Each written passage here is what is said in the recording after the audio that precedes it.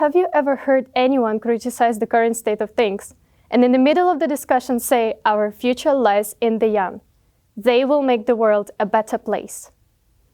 Well, I bet you have. To me, it seems to be a usual thing any grown-up says, that they are, and not only they are, children. It almost feels like stating this as a part of adults' obligations.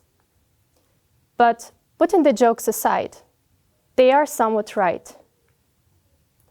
Somewhat. Indeed, the future relies on us, ambitious young people. We are constantly reminded of our duty to change the world. And there comes a pretty logical question. How? Yes, here's the problem. Everyone expects us, enthusiastic people of today, to create a bright future.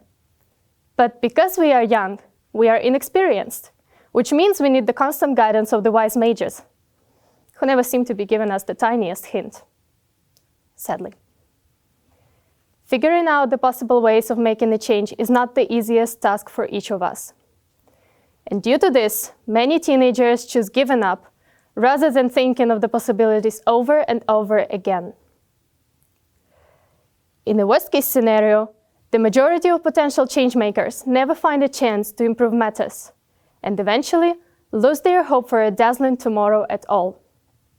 Even worse than that, they stop expecting the change to be made by their children. Depressing, isn't it? The probability of this plot coming to life has never left my mind. In 2015, a 12-year-old me has joined a local youth center, an organization which specializes in informal education of the young, intending to become a better version of myself. Over the 5 years that I've spent there, I've noticed a huge progress in my communication skills, and seeing the positive changes, I had a thought: how wonderful would it be to create a generation of active, conscious people? I have been gathering and testing the ways of achieving this goal for all those years. Some of the ideas turned out to be effective in the end, and some obviously didn't. Well, not a surprise.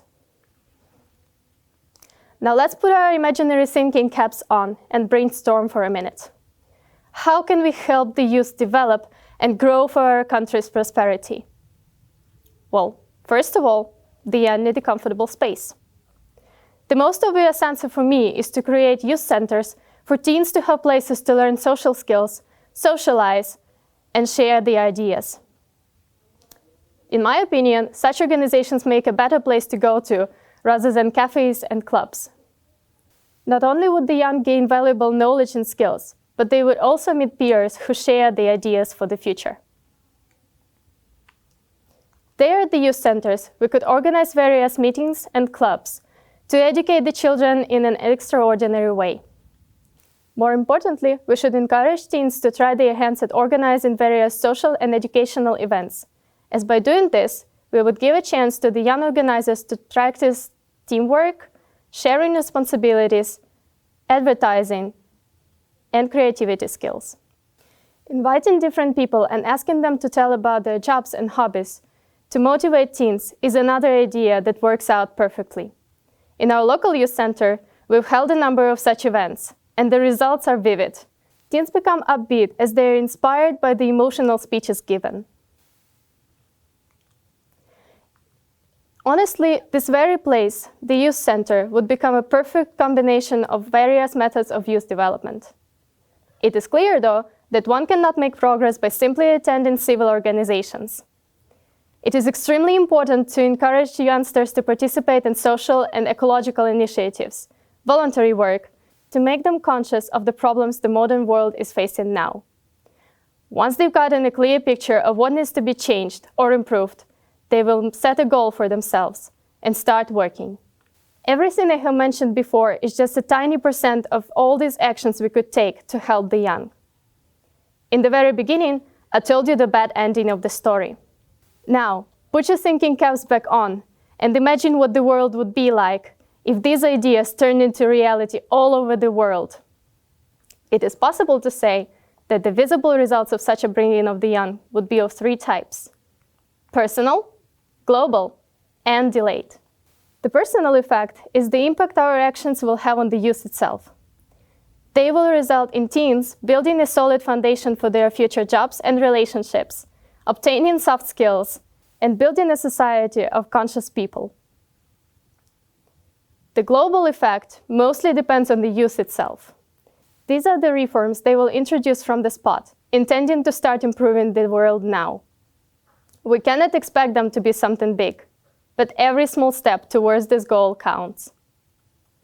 Last, but not the least important one, the delayed changes. The difference they will make in the future. If we bring up a generation of conversant people, even bigger change will come once they come of age. And bigger it will be once they've raised their children. Whatever positive changes may come, they shouldn't stop. We shouldn't stop. There is the most important point of taking all these actions. The current generation, raising their children the same and even better way they have been raised. If it isn't done, the perfect world will never exist. We must clearly understand this. I want to conclude with one simple thought. Don't wait for the change to come. Make a difference and show the younger ones how to do the same. Build the future for them today, and they will change your life tomorrow. Thank you.